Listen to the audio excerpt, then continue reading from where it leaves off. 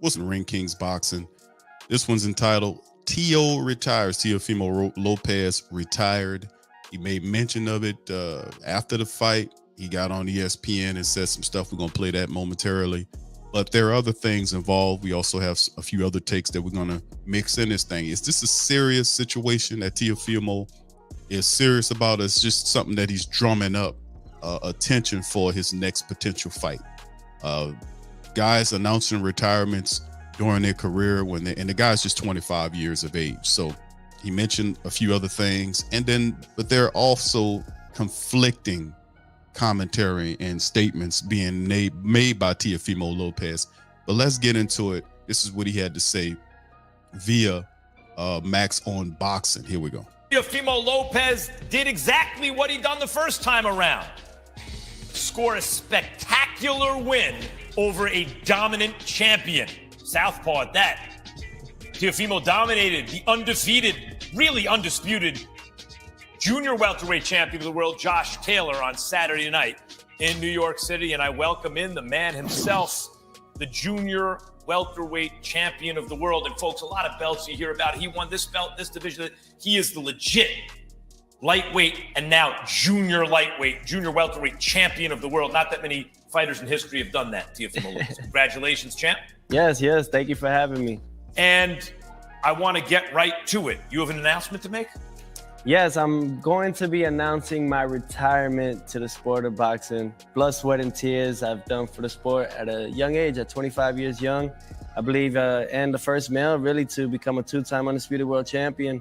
Very grateful for it. In the four-belt era. In the four-belt era, yes. Teofimo, no one's going to believe you. Even if they do believe that you believe it, they're going to say, hold on a second. The one man who beat him, Teofimo, had a life-threatening condition, defended his title against George Kambosos. He could have died because he couldn't breathe at a certain point, right? And got off the deck to score a late rounds knockdown, but lost the decision. That's how he lost his lightweight title. All right, so let's cover that right quick. Let's stop right there because George Kambosos came out and literally took Max Kellerman apart about the commentary about him being sick. We knew that Teofimo Lopez, leading up to the George Kambosos match, was having all these different ailments and he was claiming to be sick. What's really interesting is you can't take nothing away from Teofimo Lopez in terms of what he did, in terms of beating Lomachenko and then beating Taylor. You got to give him his credit on that. But he can get him, but it's difficult for him to keep him. And remember what happened to him after the Lomachenko matchup when George Kambosos just took him from him and they were claiming all this kind of stuff about what was going on with him. Eventually, it was drawn out to the point where he was forced to go back into boxing, or just what he could have simply did was, if he was in that bad of straits, he could have just kind of waited until he was healthy and they would have secured him an opportunity to come back and defend at another time if he wasn't ready to go. But he went in there sick. If he went in there sick or injured, that's on him. You see what I'm saying? But at the end of the day, you can't take that away from George Kambosos, what he did, taking the belts away from him. And then, Teofimo was able to beat Josh Taylor. Hey, I had Taylor beating him, but he went in there. He fought a really good fight against Taylor, and he took the belts. Let's keep it going here. He's still out there. You haven't fought him. A title defense against Kambosos. Devin Haney, who then beat Kambosos for your old title, wants to move up to 140. He's undefeated. Yeah. You're not going to fight either one of those guys? Right now, I'm just really thinking about, I have a lot of ideas. I have a lot of things in mind for the sport of boxing. I really can't do that if I'm always in the gym training and preparing for another upcoming fight or bout. So I'm really just focusing right now on that task right now. So this is not Max on Boxing. We have very little time to talk fights. Yes. What's interesting is, you have all the belts. You come in and you got the belts from Josh Taylor. Each one of those belts come with a mandatory that you got to defend against. He mentions family issues, fine. But there's another veneer to this, and I'm play this because this is not something that's rare in the sport of boxing. Like some of these fighters announcing retirement and then they make claims about family and kind of doing it, which is fine. But then other things are said to kind of say, hold on, I thought you said it was about the family. But anyway, let's finish up. I want to get to the fight. You came in as an underdog. Early on, Josh Taylor's he's bigger, much bigger guy than you, and he's doing well early. And in the 4th round, you're maybe down 2 rounds to 1, and you kind of football move him, check him to the canvas, and he gets up, but his forward momentum is broken. You dominated the rest of the fight. You gave him the 10th round. You took off. Otherwise, you dominated the rest of the fight. Tell me about it. Oh no, yeah. This whole thing was really just it's a mind playing game when you come to boxing, man. Especially at that high calibrated type of fight. And you know, facing him was really just that momentum. You know, I focused a lot in my legs, especially moving up in the weight division at 140. He's the bigger guy. He beat everybody at the 140 division, former undisputed world champion, and obviously I knew what I had. I had my hands full that night. I want to get to this before we get out of here, Teo.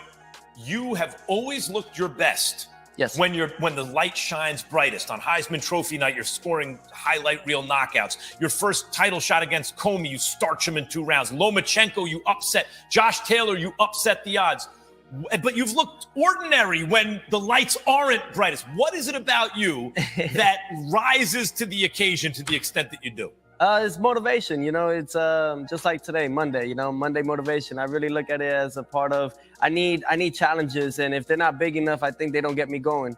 You know, so it's all about against all odds. That's really what I believe on, and I have a lot of faith in that. And when I say ordinary, by the way, folks, he's still beating world-class fighters. He's just not dominating the top level the way you do. Yeah.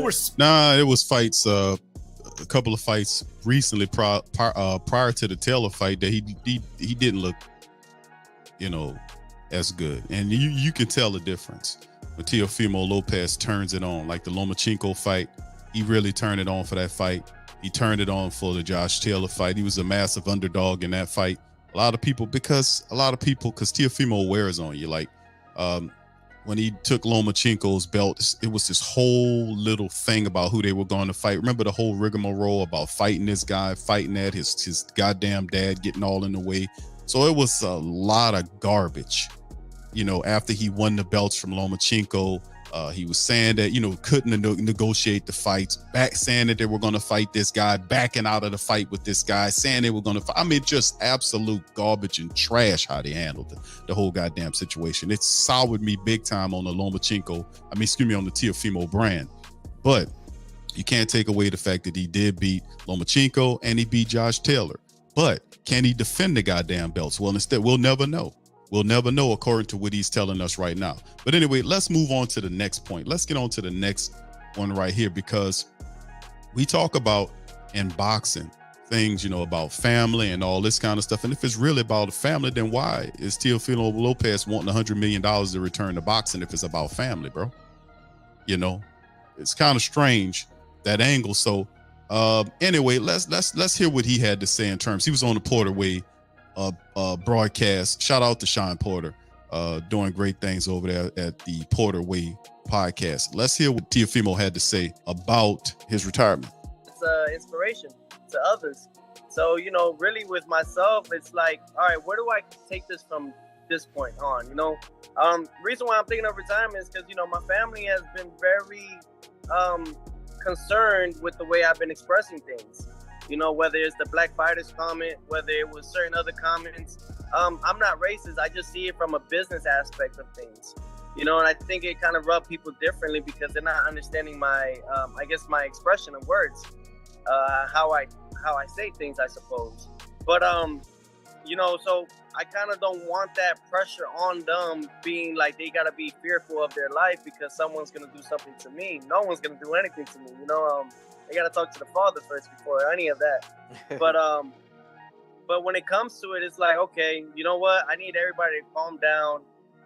Let me figure out something else. I am a very smart, intelligent individual, not just as a fighter, and I really want to express that outside of it now. You know, I have a lot of great ideas that I really want to express out there and make it into reality. I really want to open a gym, a 2-story gym that's going to have MMA and boxing. You know, and combine the combat sports, and I have it open in South Florida, you know, and then on top of that, you know, like I said before, be a trainer, you know, train fighters. My father will be training other fighters. We recruit fighters, teach them how to talk on the mic, you know, educate them how to be financially stable as well. you know, and show them that they could do it too. It's just all about, you know, you don't have to sell your soul. You don't have to do certain things like that to get your riches. You know, you just got to have faith in God, man. When you say retire, we did not see the last Teo. Man, you can't. I think the only way you get Teofimo back is a 9-figure contract deal. Okay. Money got to be right. Because I've made ESPN over $100 million, and I'm still getting paid $1 million a fight, while all these other fighters that have not even done a quarter of what I've done and I've accomplished in the sport, they're getting 8, 10, 12, $15 million. So obviously I'm the black sheep of the industry, and they're really hurting me on that end. So I really want to fix the sport of the boxing world and the corruption that's going on. Obviously it doesn't happen overnight. Rome wasn't built in a day, but we need to help these young kids that are out there right now, and parents and families that are, you know this, Sean. I mean, when we were in the amateurs, our parents had to sacrifice part of their partial rent or whatever so that they can have enough for us to travel. When you turn pro, you expect it to get easier, and it actually gets harder. Well, it shouldn't. You know what it is though? It's the fact that they want us in a slave kind of situation where it's control, and it's like we are the bosses. We the ones that people want to come and see fight. You know, and I know that no one's gonna want to come. I know that if I keep fighting, they're just gonna keep giving me pennies when I'm worth more than that. I'm worth 8, 9 figures. Yeah. You know, and I've been knew that. And it's like, enough is enough. I'm not coming back. You want me? Yeah, I was gonna say. Up. I mean, let's keep it real. And we'll let you go on this note. But it's no secret how rough the boxing game is, and there's no secret how unfair the business side of the game is to fighters. So from that standpoint, I know right now people don't truly understand what you've been through and what you're going through and what you're trying to say. I 100% too. And you and I, we definitely need to have a couple of offline conversations, big dog. All right, that's some of the bulk of the conversation dealing with Teofimo Lopez on the Porterway podcast. How do you guys feel about that? We do recognize that, you know, we knew for a long time that even in early back in the days, man, the mob ran the boxing game. That's why a lot of fights were situated out of casinos and places like this. We know what time it is. But nowadays, you have to think that with all the information that's floating around and the ability, nothing wrong with Teofimo Lopez saying, hey, you got to pay me more.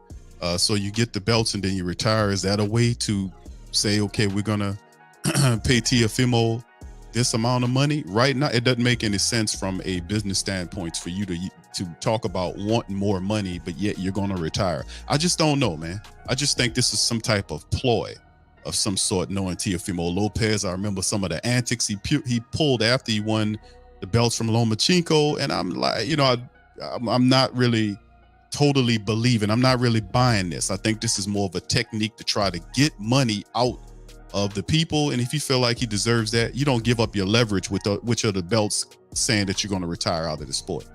And then another guy kind of, you know, is leading into that. Paulie is another guy that talks about this too. Let's hear what he had to say about Teofimo Lopez and his ploy. When I was a world championship, yes, he announced his retirement, but I think that's one of the things fighters do nowadays. They just announce retirements and they keep fighting. I know Tyson Fury did that. Mayweather started that kind of tradition. And I think in the UFC, we also had the same weekend, Amanda Nunes just retired on Saturday as well. I also don't believe her retirement is, you know, in a little bit offhanded non-boxing related news, since there was another retirement announced on Saturday. I don't think either of these people are retiring. I think we're going to see them fight. I think Teofimo Lopez is going to insert himself into the major names at 140 pounds as well as he should be. And I think he'll be a guy that people will continue to want to watch, and people will mention him among the big names. And I tell you what, man, he's not going to be easy to deal with. He said he's leaving ESPN after this fight, which means he would be leaving Top Rank. I wonder if that will be the case right now. He's got to, you know, decide that he's going to announce that he's going to continue fighting. Because I'll tell you what, once they tell him they'll strip him of his world title if he retires, I think he'll unannounce it. He'll unretire, and then he'll start to, you know, he'll start to probably seek new deals and whatnot if indeed his contract is over with ESPN and Top Rank, which I don't know. But based on the way he was talking, I think this might have been his last fight on the contract. Don't know, but I'm curious to know. All right, that's Paulie M, man. And I agree. I agree with Paulie on that. I think that this is definitely a ploy. It makes no sense for Teofimo Lopez to retire and allow his belts to be stripped away if he's looking for bigger fights. Makes no sense to me. Makes absolutely zero sense to me. And then the fact that it happens directly after the fight when he was announcing all of this kind of stuff to kind of create more of a buzz around this name. So, and he mentioned it, he alluded to it in the Porter Way podcast that I'm a very intelligent dude. I know this, that, and the third and all this kind of stuff. I know what I'm worth. So you, as an intelligent cat, you think you're going to give up your leverage, which are the belts that you just beat Taylor for in an attempt to make more money? That didn't make any sense. So like Paulie M said, is that as soon as they get ready to strip his ass of those titles, he's gonna say, okay, he's gonna unretire real quick. So this is a ploy, and I agree. And this is used a lot to kind of pick up steam around him. And I'm not buying it, Tio. I'm not really buying it. You definitely feel like you're worth the money. If it's all about the family and open up gyms, you could do that shit right now. You don't have to retire to do that. But if you want to retire, nobody's holding your hand. Nobody's forcing you to stay in the sport of boxing, which you made millions of dollars and have a pretty extravagant lifestyle, a pretty good, wealthy lifestyle off of boxing that you earn now. If you feel like you deserve more wages, that's fine. I agree with you. As a guy, of your boxing resume, you definitely deserve to make more than $1 million per fight. If that is indeed the case, you don't retire. What you do is you get out of your current deal and then you find another deal that suits your financial interests. As simple as that. You don't retire and give up the belts that you fought for because you devalue yourself insofar as having the titles as a unified champion. So anyway, undisputed. So with that being said, man, let's hear from you guys. Y'all put it in the comment section. Let me know what you think about this. Are you drinking the Kool-Aid on the Teofimo retirement announcement? He went on ESPN and announced it. He was hinting at it after the fight. But are you guys buying it? Do you really believe that this is him making this exit out of the boxing game, or it's just merely a ploy to get more money in the boxing game on future deals? Y'all guys put it in the comment section. Let me know below. With that being said, that'll be this end of the episode for Ring Kings Boxing. Please feel free to hit the like button, hit the subscribe button. By all means, feel free to share the show on your social media feed and let them know Ring Kings Boxing. We up in this thing. I'm Big Q. I'm going to holler at y'all on the next one.